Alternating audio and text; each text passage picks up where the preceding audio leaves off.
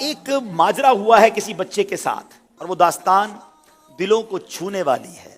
اس داستان سے ہمیں کیا سیکھنے کو ملے گا، آئیے آپ کو انشاءاللہ دکھاتے ہیں. ایک شخص کے ہاں بیٹا پیدا ہوتا ہے. اس کا نام وقار رکھتا ہے، جسے وہ پیار و محبت سے پالتا ہے. کچھ ٹائم بعد وقار بیٹا اپنے باپ کی آواز پر کوئی توجہ نہیں دیتا، تو وہ شخص بیٹے کا چیک اپ کرواتا ہے. تو پتہ چلتا ہے کہ اس کا بیٹا قوت سماعت و گویائی سے محروم ہے. یہ سن کر اس کا والد افسردہ ہو کر بیٹھ جاتا ہے اور سوچتا ہے کہ اب میں اس گونگے بہرے بچے کا کیا کروں. گویا اس کا دل اس بچے سے اچاٹ ہو جاتا ہے. کچھ عرصے بعد اللہ پاک اسے ایک اور بیٹے سے نوازتا ہے، جس کا نام فرحان رکھتا ہے، جو بالکل ٹھیک ہوتا ہے. اب یہ اپنے اس نارمل بیٹے کو بہت ناز و نخروں سے پالتا ہے، اس کی ہر خواہش و ضرورت پوری کرتا ہے، جبکہ اپنے ڈیف بیٹے کے ساتھ اچھا برتاؤ نہیں کرتا. اب بیٹے بڑے ہو رہے ہیں. جوں جوں دن گزرتے گئے اس بچے کی محرومی بڑھتی گئی.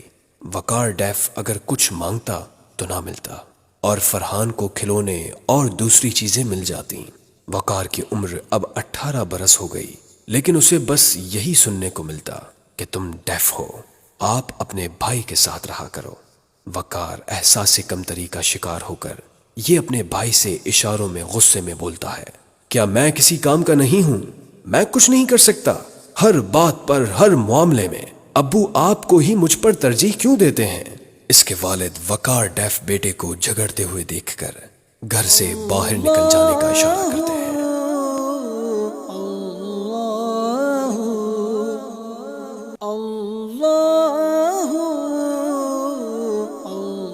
السلام علیکم. آپ کیوں رو رہے ہیں؟ میرے ابو نے مجھے گھر سے بھگا دیا. وہ کہتے ہیں کہ آپ ڈیف ہو، آپ کچھ کر نہیں سکتے. بچپن سے ہی میرے بھائی جو نارمل ہے، بول سکتا ہے، اس سے محبت کرتے ہیں، لیکن مجھ سے محبت نہیں کرتے. کیا ہم بوجھ ہیں؟ آپ بتائیں کہ میں کیا کروں؟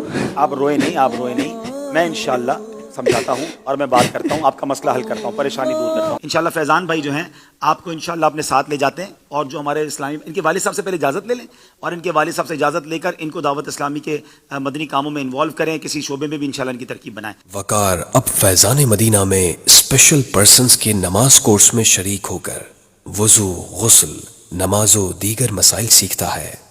اب جب وقار اپنے گھر جاتا ہے تو اس کے والد دیکھ کر حیرت سے کہتے ہیں کہ کیا تم میرے وہی بیٹے ہو؟ جی ابو، آپ نے مجھے گھر سے نکل جانے کا کہا تو میں باہر کہیں بیٹھ کر رونے لگا.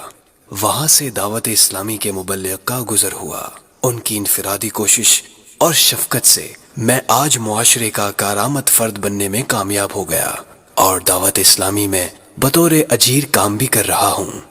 وقار کو محبت سے گلے لگا لیتے ہیں اور اس سے کہتے ہیں، مجھے معاف کر دو، مجھے معاف کر دو، اور مجھے بھی ان دعوت اسلامی کے مبلغ سے ملاقات کرواؤ. السلام علیکم ورحمۃ اللہ وبرکاتہ. السلام علیکم. کیسے آپ ٹھیک ہیں؟ الحمدللہ. ماشاءاللہ. کیا کہیں گے آپ کے بیٹے کو دیکھنے کے بعد؟ میں آپ لوگوں کا اور دعوت اسلامی والوں کا شکریہ ادا کرنے آیا ہوں کہ دعوت اسلامی کی وجہ سے میں سمجھ سکا کہ اگر کوشش کی جائے تو یہ معذور افراد بھی معاشرے کے کارآمد فرد بن سکتے ہیں.